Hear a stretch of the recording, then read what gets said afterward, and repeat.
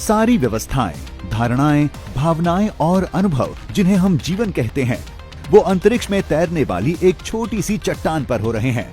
इस पर अपना समय बिताने के दौरान हमने पाया कि सिर्फ हमारी ही चट्टान ऐसी है जहां जीवन को बनाए रखने के लिए सारी जरूरी परिस्थितियां मौजूद हैं।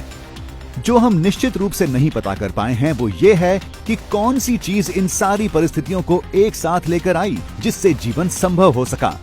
हमारे पास अभी तक कौन से सुराग हैं और ऐसा क्यों लगता है कि पृथ्वी पर जीवन किसी बाहर की चीज के द्वारा आया।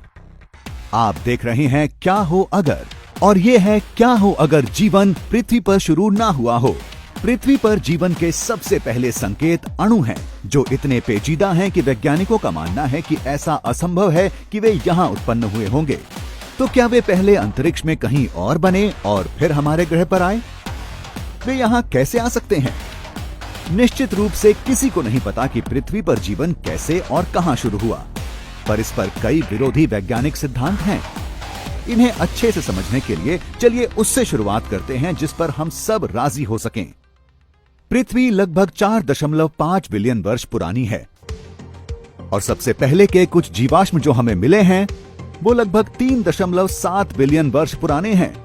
तो हमें पता है कि जीवन इसी बीच में कहीं शुरू हुआ और यहीं से चीजें कठिन होनी शुरू हुई।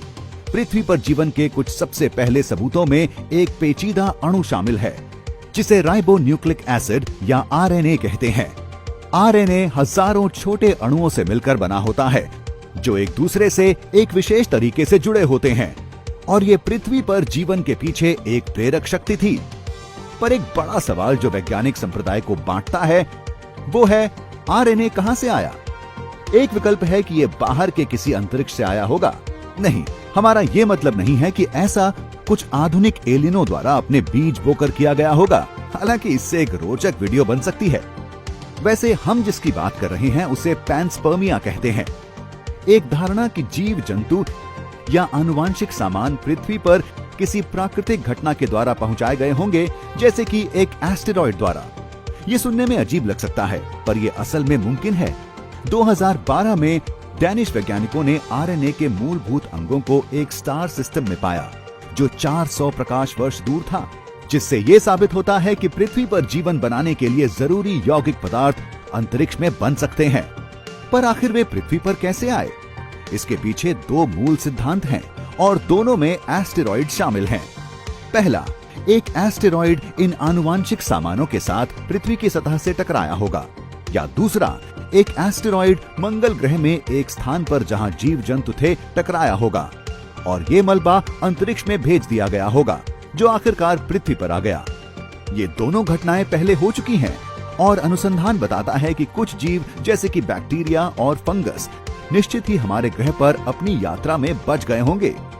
पर कुछ वैज्ञानिक संदेह में रहते हैं इस पर विश्वास करने पर कि पृथ्वी पर जिंदगी किसी प्राकृतिक घटना जैसे कि आकाशीय बिजली या कुछ पुरानी रासायनिक प्रतिक्रियाओं द्वारा शुरू हुई थी।